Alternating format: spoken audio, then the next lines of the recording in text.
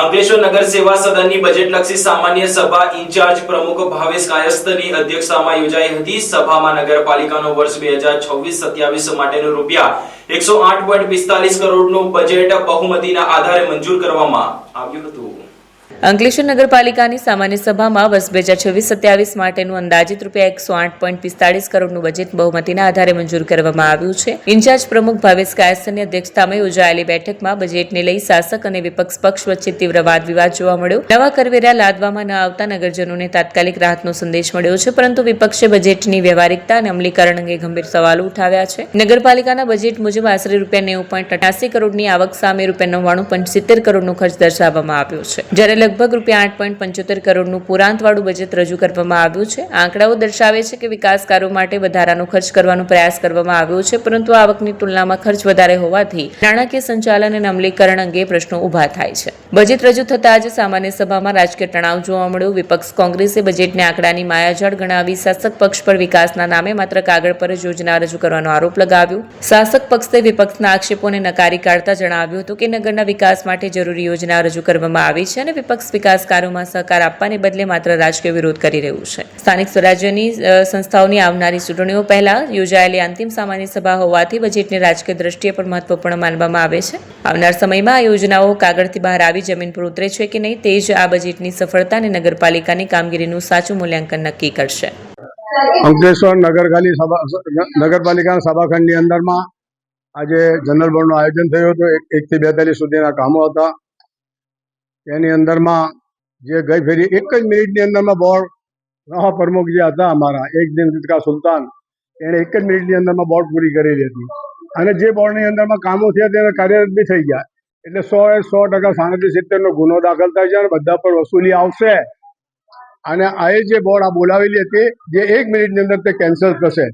કામ નંબર 2 ની અંદરમાં જે બજેટની બી હતું તે 108 કરોડ રૂપિયા, 108 કરોડની સામે મેં ગણતરી કરી કે એમાં ભ્રષ્ટાચાર કેટલા કરોડોનું તે પણ મેં એમને વાતો કરી। મારા ખ્યાલથી 15% લેખે જો 86 કરોડનું બજેટ ગયા વર્ષની અંદરમાં મંજૂર કરેલું છે તો 15% લેખે તેવા દલાલી કેટલા રૂપિયા ગઈ તે બી બજેટમાં આવવું જોઈએ। આ બધા શબ્દો 1 થી 24 સુધી અમે લડત ઉપાડી। બીજો તળસ્તા સર્કલ ઉપરમાં જે શોપિંગ સેન્ટર છે તે જર્જરિત હાલતમાં છે। તે 75 દુકાનો છે તે તોડી પાડવાની છે અને તોડીને નવા નામથી એને બનાવવામાં આવશે એવું બોર્ડની અંદરમાં આ લોકોએ નિર્ણય લીધો। પછી કોઈના રાજકીય દબાણના હેઠળમાં આવી ને કંઈ બીજું વેતરું નહીં રમાઈ જાય તે બી જોવાનું રહેશે, કારણ કે આવનારા દિવસોની અંદરમાં આ જો મિલકત ઊભી થશે તો નગરપાલિકાને કરોડો રૂપિયાનો ફાયદો થશે। પણ મને લાગે છે જ્યાં સુધી આ રાજકીય દબાણ હેઠળ આ દબાઈ જશે। બાકી તો બધા બોર્ડોની અંદરમાં કામો લેવાયા છે। એકચ્યુઅલી જો સરકાર પૈસા રૂપિયા આપતી હોય ગ્રાન્ટોના, એ ગ્રાન્ટના રૂપિયા કોઈ બીજી ગ્રાન્ટમાં વાપરી શકે નહીં। 1,58,00,000 રૂપિયા ખોટી રીતે વાપરી નાખ્યા છે આ લોકોએ અને તે ગ્રાન્ટ ફેરવવા માટે પણ એમણે અહીંયા આ બોર્ડમાં લાવેલા હતા। હવે જોઈએ આવનારા, અમે તો આ છેલ્લી બોર્ડનું આજે છેલ્લું ચિત્ર હતો, આવનારા બોર્ડની અંદરમાં કોણ આવે છે, કોને સત્તા અંકલેશ્વરની નગરપાલિકા આવે છે, પણ એમણે જબરજસ્ત દલાલી ખાધી છે। 5 વર્ષની અંદરમાં જેટલા બી પ્રમુખો અને કારોબારી ચેરમેનોને બધા બેસ્યા, એમને લાખો રૂપિયાની ભ્રષ્ટાચારની નીતિ અપનાવી પોતાનું જીવન ગાળ્યું છે। બાકી અંકલેશ્વર દીવા ગ્રામ પંચાયતની હદ વિસ્તારની અંદરમાં કેટલા રોડો બનાવવામાં આવ્યા, ડેનેજો નાખવામાં આવી, પણ ત્યાંથી વસૂલી લેતી નથી। જો તમારા રૂપિયા ભરવામાં નહીં આવે તો અંકલેશ્વર નગરપાલિકાના ઘરો અને દુકાનોને સીલ મારવાનો કાર્યક્રમ આજની તારીખે પણ ચાલુ છે। હવે જુઓ તો ખરી આ દોભાગલી વાતો કે કયા બીજાને ત્યાં બધું આપવાનું, ગોળ આપવાનું ને અહીંયા સોટી આપવાની। જય હિન્દ, જય ગરવી ગુજરાત। આજની બોર્ડની અંદર 1 થી લઈને 42 જેટલા કામો રજૂ કરવામાં આવેલ, જે બાબતે કામ નંબર 1 ની અંદર મિનિટ્સનો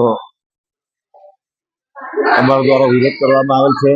કેમ કે ગઈ વખતે પ્રમુખશ્રીએ અમારા પોતાના 4 કામો હોવા છતાં પણ 1 મિનિટની અંદર બોર્ડ પતાવી દીધી હતી।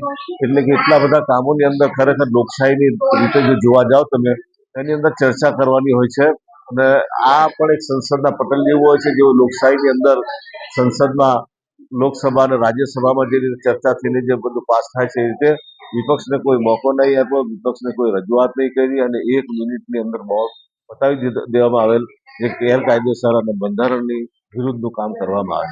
બીજું કે 108 કરોડનું બજેટ. હવે આની અંદર આપણને હસવાનું આવે, કેમ કે શબ્દો અને આંકડાની રમત.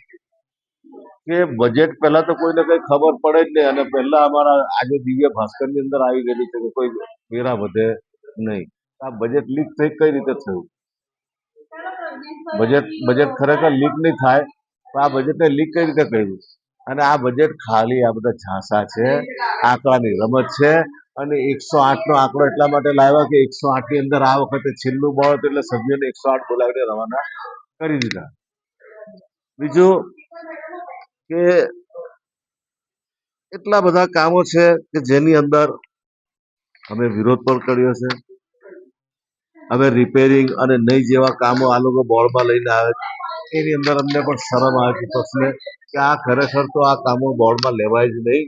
અને આનો નિકાલ આવે ગાડીના ટાયર તમે માર્કેટમાંથી રોકડેથી લઈ લો, બિલ મૂકો અને આગલા બોર્ડની અંદર તમે ખર્ચો લો. હવે આ 5 વર્ષની અંદર જે અમે કામ કર્યું છે, આ છેલ્લો ફેરો છે બધાને 108 માં રવાના જાય. આજ રોજ અંકલેશ્વર નગરપાલિકાની ઓર્ડિનરી જનરલ બોર્ડ રાખવામાં આવ્યું, જે બજેટને અનુલક્ષીને બોર્ડ હોય અને વિકાસના કામોને લગતી બોર્ડ હોય. અંકલેશ્વર નગરપાલિકા દ્વારા 108 કરોડ